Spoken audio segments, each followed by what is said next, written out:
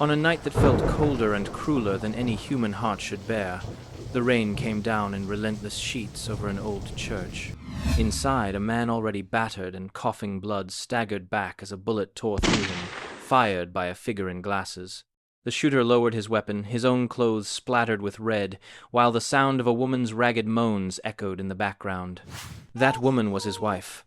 Barely managing to stay upright, she clutched their infant to her chest, and he rushed to her side, panic flooding his every move. He begged to know if she was all right, if the baby was safe, and she nodded weakly, whispering that the child was unharmed. Her expression then turned grave, and with what strength she had left, she insisted there was something she needed to say before anything else. He tried to soothe her, telling her they could patch up the wound, but she shook her head, her voice trembling as she admitted she could already feel her consciousness slipping away. Clinging to his hands with desperate tenderness, she gave him a bittersweet smile. At least they had shared a wedding, she whispered, so she had no regrets. He saw in her eyes that she had already accepted her fate, and she begged him to grant her first and last request as his wife.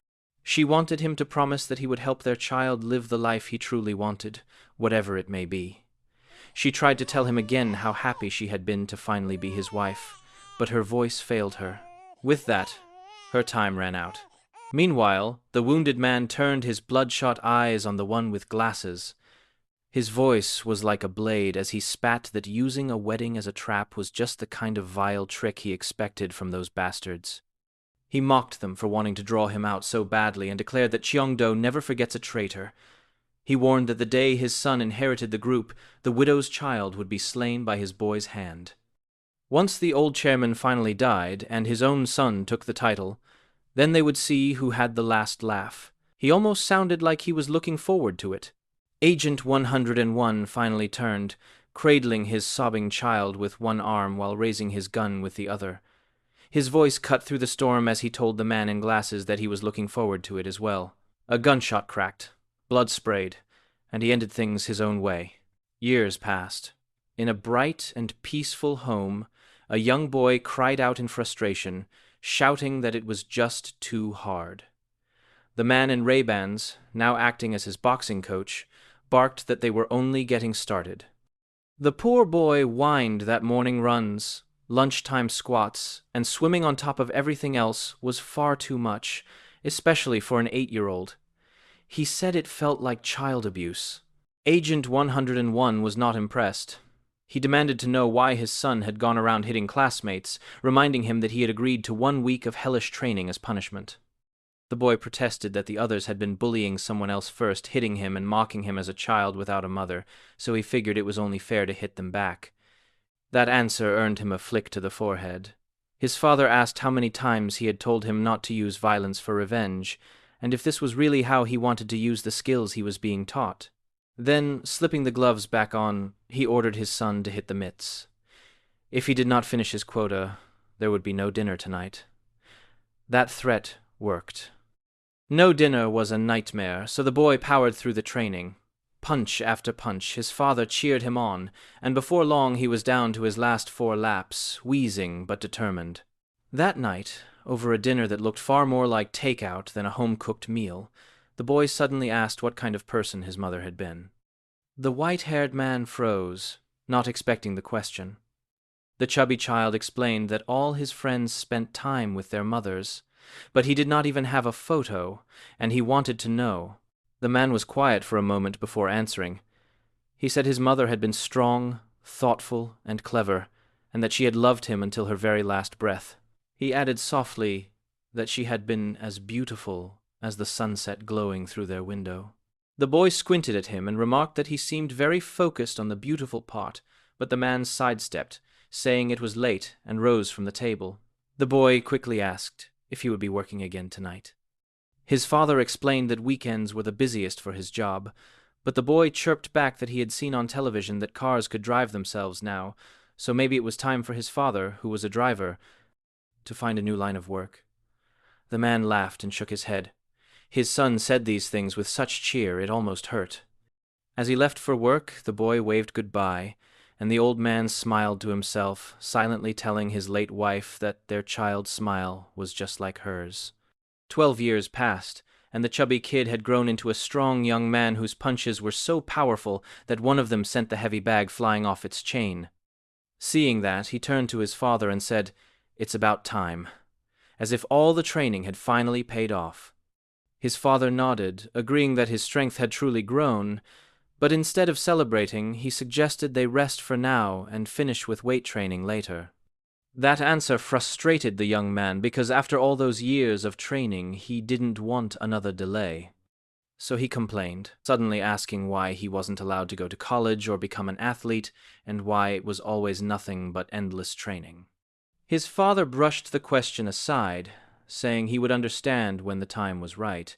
Later, inside the house, he muttered that if things kept going this way, he would probably end up a lonely old man who only knew how to work out, which didn't exactly sound like the future he wanted. At the same time, the television announced the date, the 6th of March 2039, and reported that Jin Dae-seong had just been inaugurated as the new chairman of the Cheongdo Group.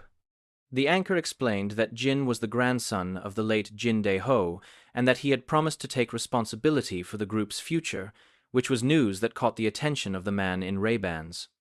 He checked his phone, where a message told him the plan had failed and they were moving today, and that left him with no choice but to act quickly. So he called to his tired son and told him to get changed because training was cancelled and they were going out for dinner. The boy was thrilled at the sudden change, since a cancelled workout felt better than winning the lottery, and he happily climbed into the car. As they drove, the boy said it was nice to take a break for once, and even suggested they should do it more often, maybe next week too.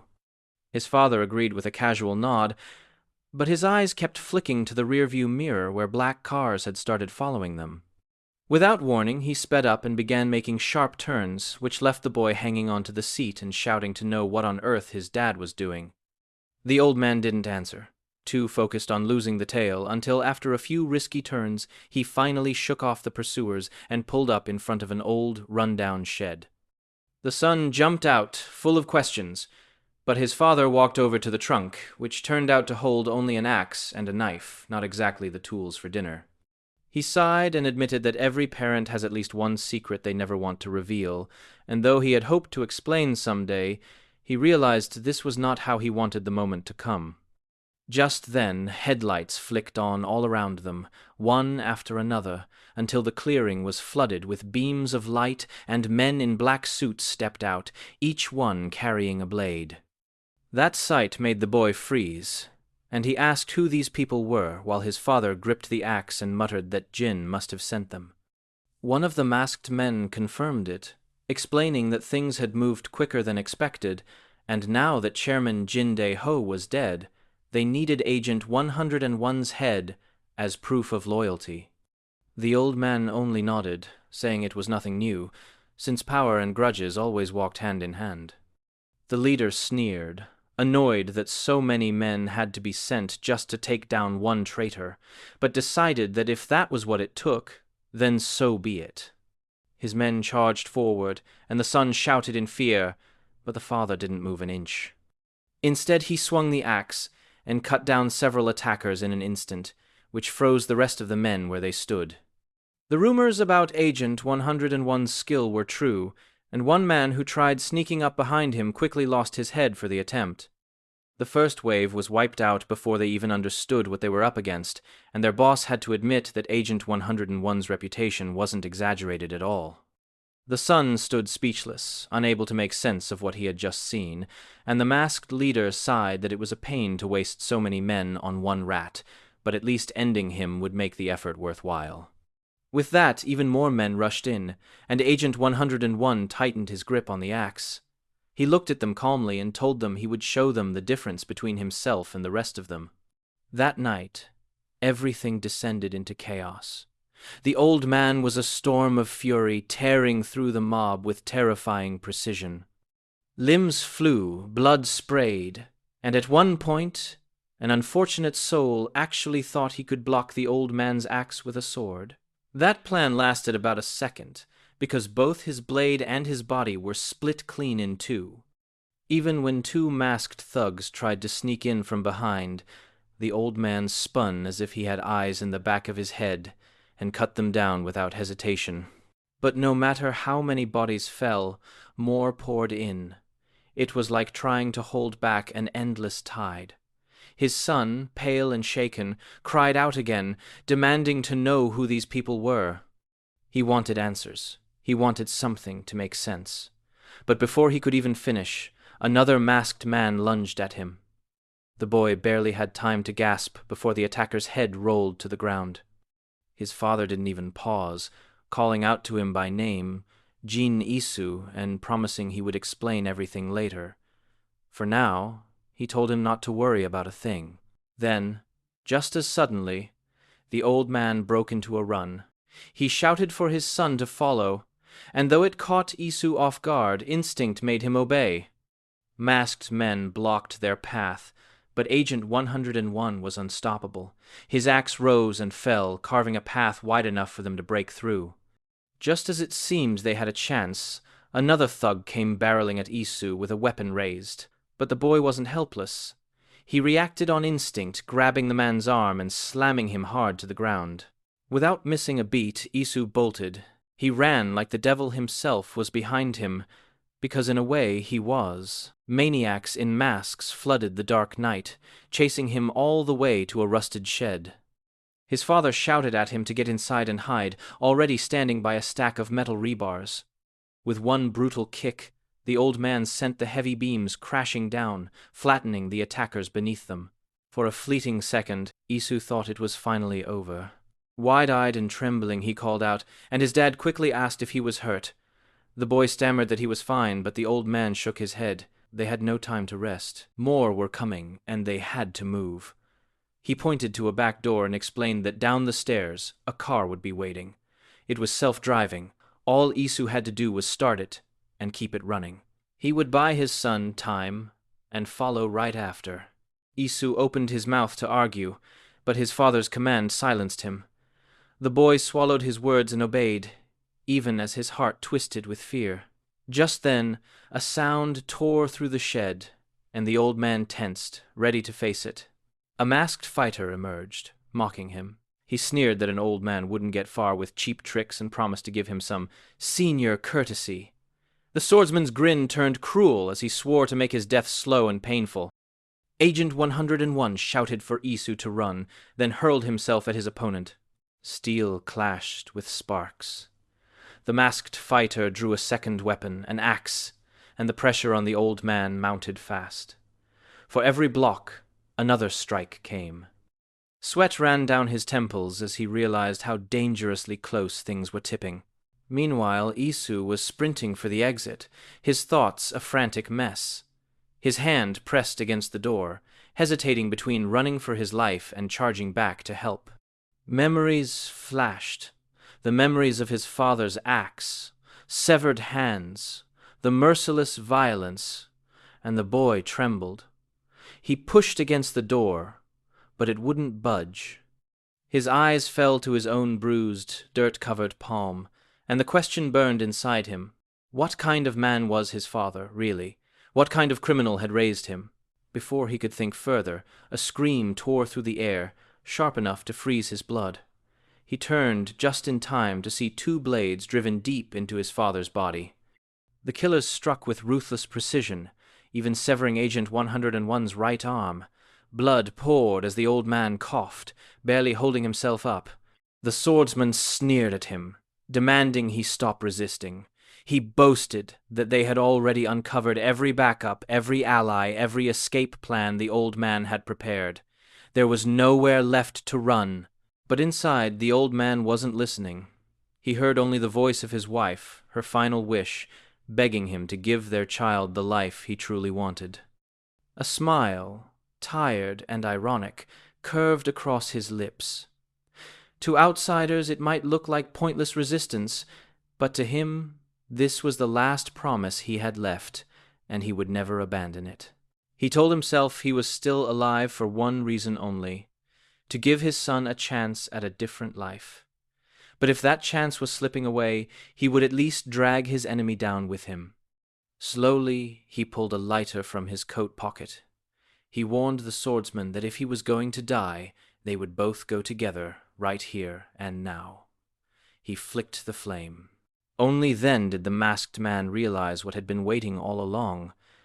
The shed reeked of gas, leaking from punctured cylinders the old man had prepared in advance. Panic flashed across the killer's face as he lunged to finish things, but it was too late. Agent 101's final thought was an apology to his son. He wished he could have protected him to the very end. Then the world erupted. Flames roared, the shed exploded in a violent blast, and Isu could only stand frozen, forced to watch as everything he knew went up in fire. When news of the explosion reached the shadowy figure pulling the strings, he simply shook his head and muttered that the old man had been insane to the very end. He wondered aloud whether the fool had actually tried to die alongside his son, then dismissed the idea as just another sign of that criminal's twisted thinking. Still, he reminded himself that this was no ordinary man. Perhaps it had all been staged to look like an accident, a clever way to smuggle his son out alive. He ordered his men to check every hospital, certain it would be too easy to simply catch the boy without a plan. He did not want the boy killed right away. He wanted the search to be slow and cruel, dragging out every bit of suffering. He wanted to see if the child had inherited even a fraction of his father's strength. His subordinate bowed his head in agreement, and the plan was set. Outside the burning wreckage, firefighters scrambled while TV reporters shouted updates. Their broadcasts announced 32 casualties, sending waves of panic across the city. In a nearby hospital, a group of detectives watched the news from a corner, while a nurse explained once again that the patient in their care was nowhere near ready to wake. She reminded them that the boy, Jin Isu, had suffered a mild concussion. Even if he regained consciousness soon, interrogating him would be pointless until his body stabilized. The lead detective nodded, thanked her for the update, and asked her to inform them the moment Isu opened his eyes. The nurse ushered them out, repeating firmly that her patient needed absolute rest. Eventually, Isu stirred. His eyelids fluttered open as memories of the inferno flooded back. His mind was a haze of smoke and screams, his father's image colliding with the masked figures that had attacked them. He understood none of it. His father's identity remained a mystery, and everything that had happened felt like a blur. As he lay there, the same girl among detectives leaned over him and scolded him for pretending to sleep. She told him she could see through him, just like she always had when he was a child. It took a moment, but then recognition hit him. It was Soya Nuna, the girl from his past. He had not seen her in 15 years. Memories surfaced. She used to say she wanted to be a traffic cop.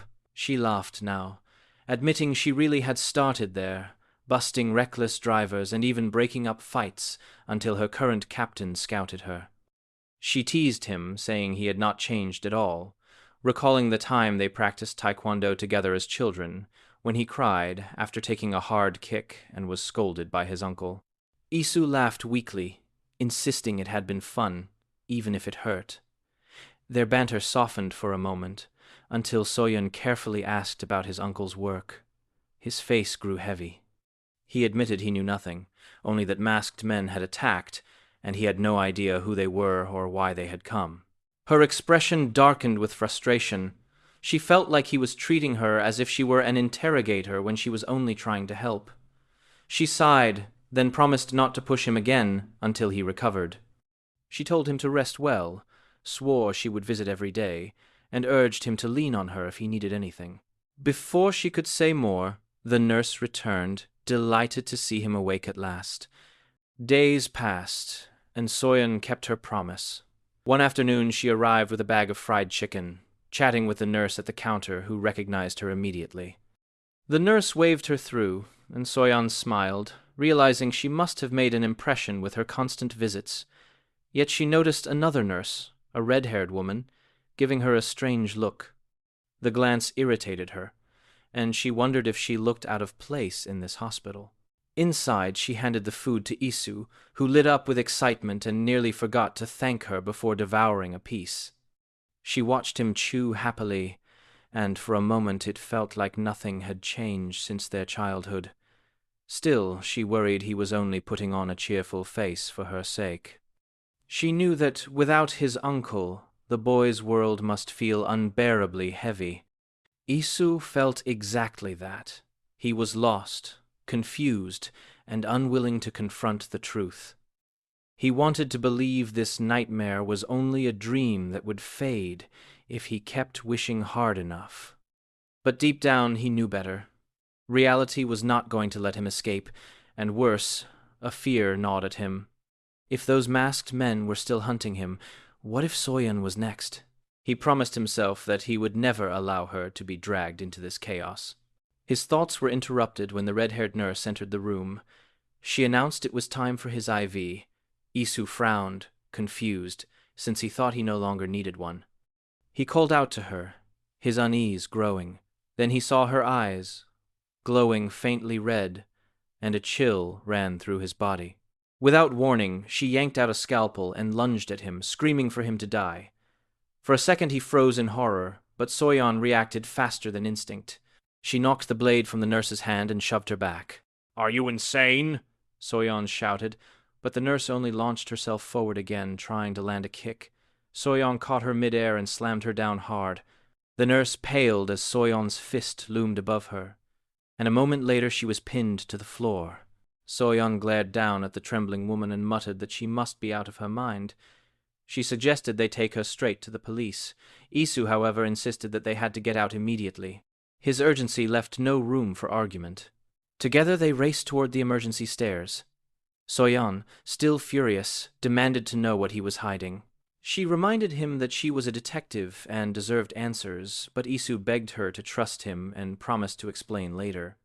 He thought to himself that if even someone like Soyeon had no idea what was happening, then this danger was far greater than either of them realized. They were halfway down the stairwell when the door behind them banged open. A figure loomed in the darkness and slammed Isu across the head, sending him crashing to the floor. Soyeon cried out in shock. At that same moment, the red-haired nurse reappeared with the scalpel, pouncing on Soyeon. She pinned her down, her blade hovering cruelly close to her eyes. Isu struggled to move, only to feel a heavy boot slam onto his chest. A bald man leaned over him, sneering that they had sent him on a special mission to capture one pathetic brat. The nurse laughed, taunting that the pair looked adorable together, and admitted she wanted to kill Soyeon herself. She pressed the blade even closer, promising to carve out her eyes first. Something inside Isu snapped. Summoning every ounce of strength, he broke free of the bald man's grip, lunged forward, and shouted with everything he had. His fist flew straight toward the nurse as he roared at her to get her hands off Soyeon immediately. Things escalated in an instant. Isu slammed the deranged attacker to the floor, shouting in panic as he tried to keep control, but the larger man grabbed him from behind and locked his thick arm around Isu's throat. And Isu's air was cut off as the grip tightened. Just when he thought he might black out, a sharp crack filled the room. Electricity jolted through the man's body, and his hold loosened. Detective Soyeon had appeared, shotgun in hand, her expression fierce. The big man's head snapped toward her, his eyes blazing with hatred. He drew his fist back for a strike that would have shattered her face, but before he could throw the punch, a fire extinguisher came hurtling through the air and smashed against his bald skull. His eyes went blank for a second, then his huge body toppled to the ground with a heavy thud. The room fell silent except for Isu's ragged breathing. The fire extinguisher had been thrown by Isu himself, his hands trembling from both fear and determination. Nuna looked around the room, still holding her weapon, and asked in disbelief what kind of people were after him. If they had truly come for him and no one else, then she reasoned he must be entangled in something far more dangerous than he realized. Isu wiped his tears and begged her to go back. He explained that more of these men had chased him before and that they had even killed his father. He knew little else, but one thing was certain. They were after him, and he could not let her get dragged into the danger. Soyeon ignored his words, reached out to ruffle his messy hair, and reminded him that he could not tell her what to do. She asked if he really expected a detective to walk away after everything she had witnessed.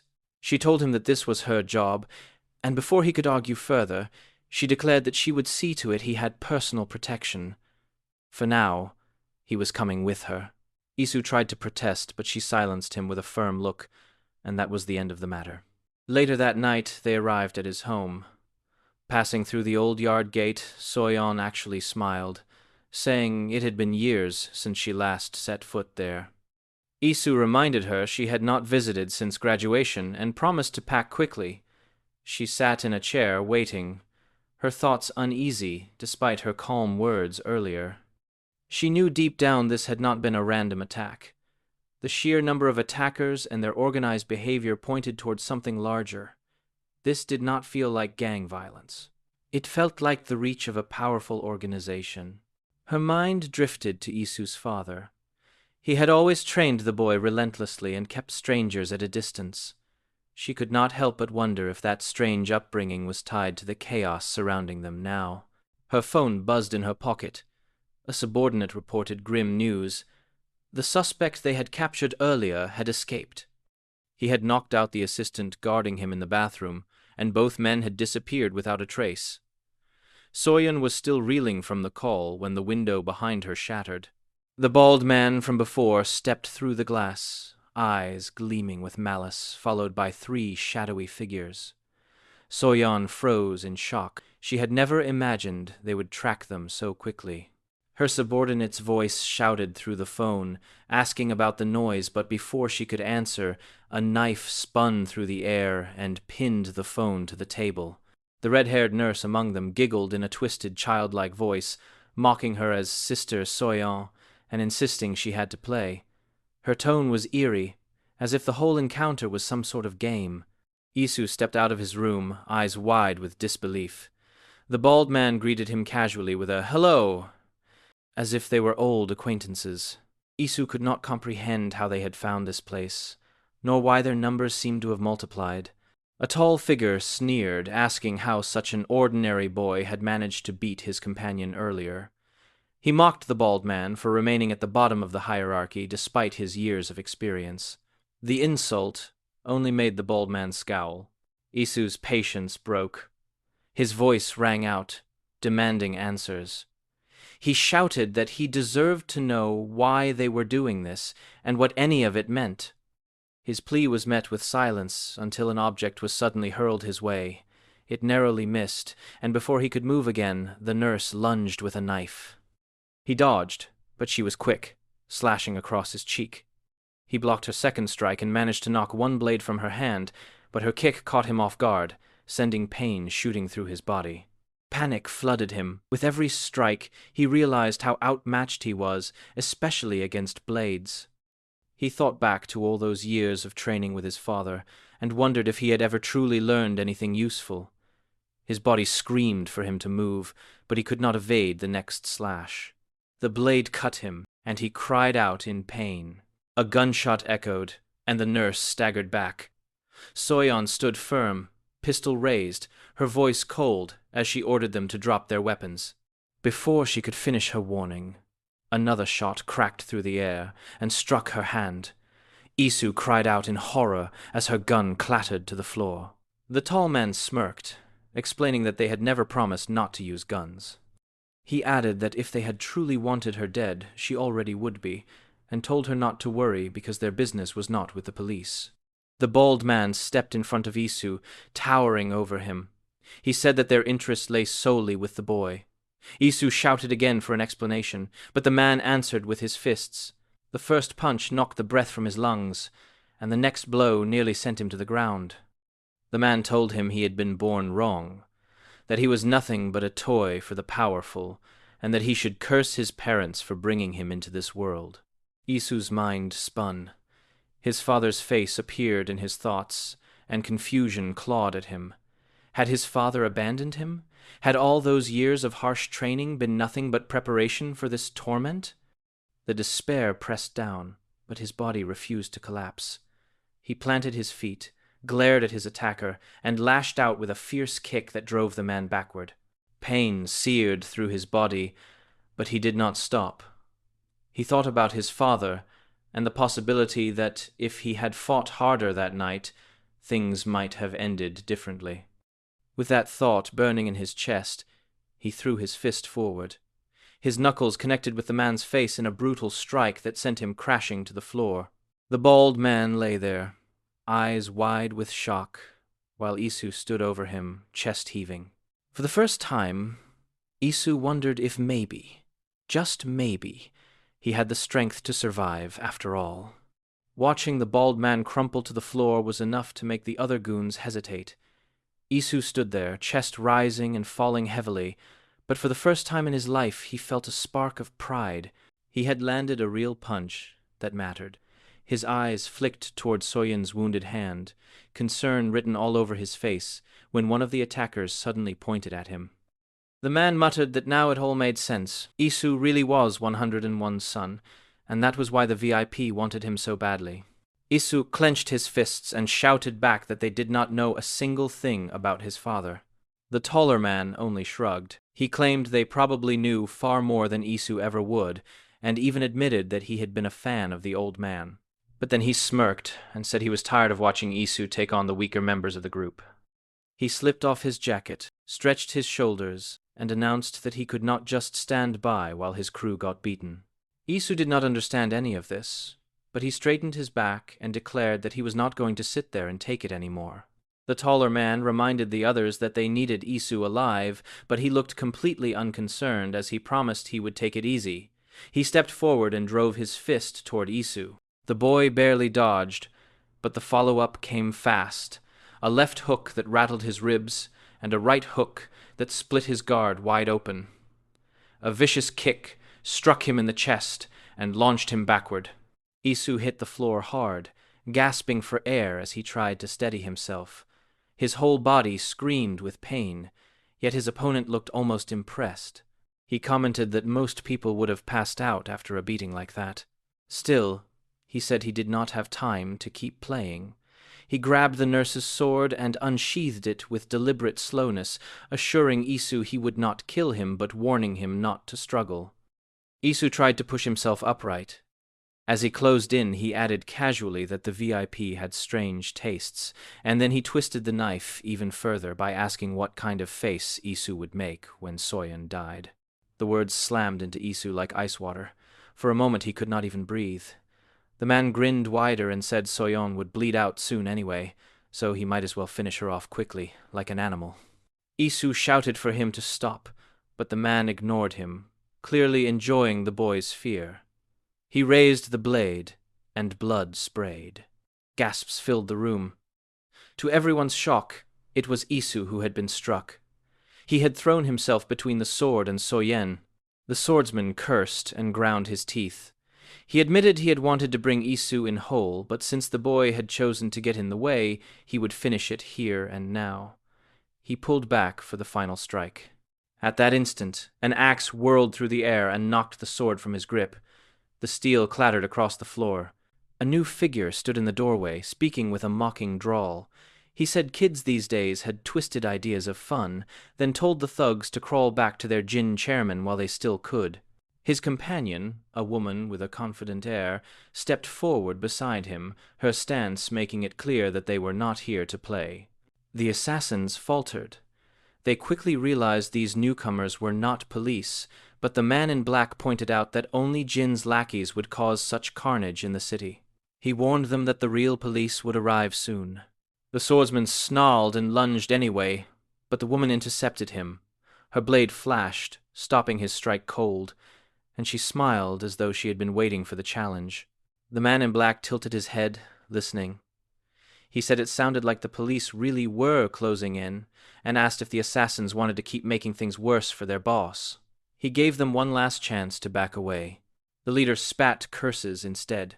Before he could finish, Isu dashed forward and smashed his fist into the man's face, sending him sprawling to the ground. The newcomers exchanged surprised looks. Isu staggered, coughing from exhaustion.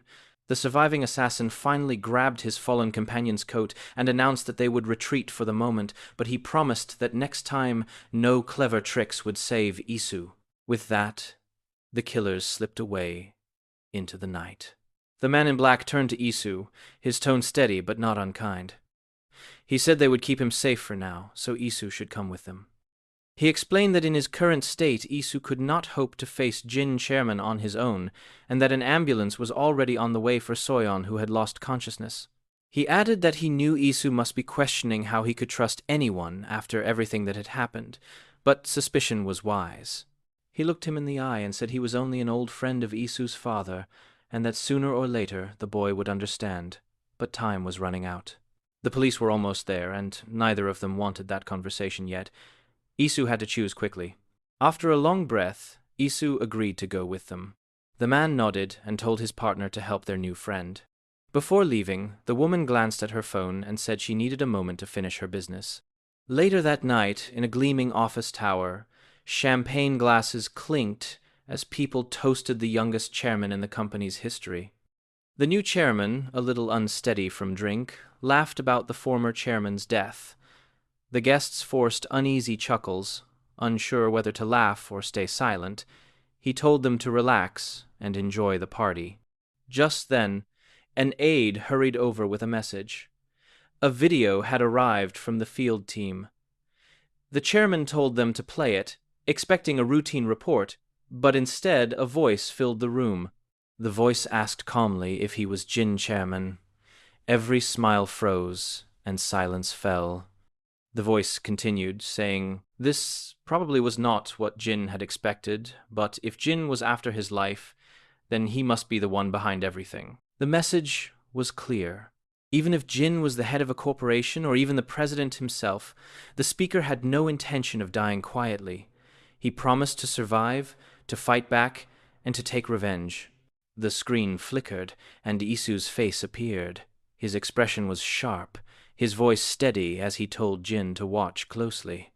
Outside the room where Isu was resting, voices clashed in a heated argument. Some questioned whether it even made sense to bring him here just because he was the captain's old friend's son. One insisted that the captain must have had his reasons, while another complained bitterly that he should have discussed it with them first.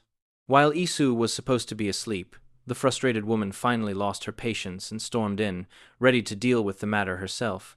To her surprise, she found him sitting up in bed, very much awake. Isu calmly took a sip of water as the doctor entered, glanced at the people clustered around, and said the wound had closed nicely. Still, he warned Isu not to push himself too hard. Isu looked bewildered, with no idea where he was or who these strangers were.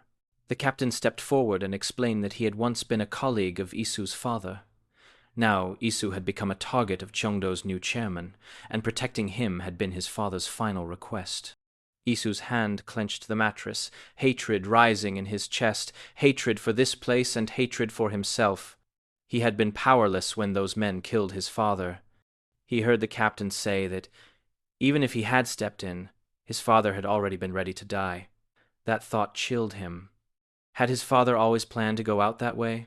The captain went on to explain that his father had been a man of influence who carried deep grudges against Cheongdo. In the end, he had used his own death to draw the company's attention and buy Isu a little more time. The captain admitted that Isu's father had been a senior he respected deeply, and he was sorry that it had come to this. He suggested Isu could join their group. Their purpose was to keep shadow organizations like Cheongdo in check, and if Isu joined, he might one day take revenge for his father. But Isu rejected the offer at once. He said he could not trust people he had just met, and revenge was not something he could even think about yet. He swung his legs out of bed, thanked them for their help, and insisted he would handle things alone. He pulled on his jacket. The man in the yellow jacket grinned and joked that they had even patched it up for him. Later, when Isu paid 6,000 won for painkillers, the doctor told him to come back any time. Soon he was back on the streets, alone again. He told himself he could get by for a while with the bag of pills, since hospitals were off limits. The truth was, he had walked out boldly, but now he had no idea what he should do next. He eventually realized he had wandered into a part of Seoul that felt strangely familiar. He remembered his father telling him that all kinds of terrible things happened here, which was how the neighborhood got its name. His father had warned him never to trust anyone if he ever got lost there. That warning returned to him immediately. Up ahead, a group of thugs slipped into a side alley, clearly searching. One of them barked into a phone that he was sure Isu had passed this way. When Isu had bought medicine earlier, his wanted poster had flashed on the screen, and the man had confirmed it was him. Isu pressed himself against a wall and listened as they cursed in frustration and split up to search the area. His anger burned hotter. An entire corporation had put a bounty on his head. He was about to peek out when one of the men lunged at him with an axe. Isu twisted aside just in time, slammed his foot against the ground, and sprinted away. The man shouted that he had found him, and soon the whole pack was chasing him through the alleys. To Isu's shock, no one around him reacted. No one cared. When he turned a corner and found the way blocked by more thugs, he realized he had run into a dead end. With enemies closing in from all sides, he snatched up a glass bottle and braced himself, ready to go down fighting. Just then, a whisper came from the shadows. A hand pointed from a dark basement, urging him to come down. The gang burst into the alley seconds later, only to find it empty. Meanwhile, Isu crouched in the basement with his mysterious savior, listening as the thugs blamed each other and moved off to search elsewhere. Isu fought to steady his breath, and the kid who had saved him pressed a finger to his lips, warning him to keep quiet. When the coast seemed clear, Isu finally whispered his thanks and asked if the boy knew a way out. The kid said nothing, only began shifting boxes, which made Isu wonder if he could even speak. Heavy footsteps overhead froze them both. The kid motioned toward a hidden canal behind the boxes. Isu did not think twice. He slid down a pipe and was spat out underground, landing flat on his face but alive. For a moment, he thought he had ended up under a police station. Then a man stepped in front of him with a stick in hand, and several others loomed behind the kid. Their expressions were hard and unfriendly. The kid frowned at Isu, and in that instant the truth sank in. This was exactly what his father had meant about not trusting anyone. One of the men clapped the kid on the shoulder, congratulating him. He said this was the boy whose face was plastered all over the wanted posters, and joked that the bounty was so good even Chongdo might hire them. The realization hit Isu like a weight. In this city, he was nothing but prey. Weak prey. Everyone wanted to catch him. There was nowhere to run, nowhere to lean for help. The group decided to hand him over. A fat man lumbered forward with a fist raised, but Isu ducked and slipped away. Another lunged, and Isu drove his shoulder into him, tackling him to the ground. In that moment, one truth became clear. Only the strongest would survive.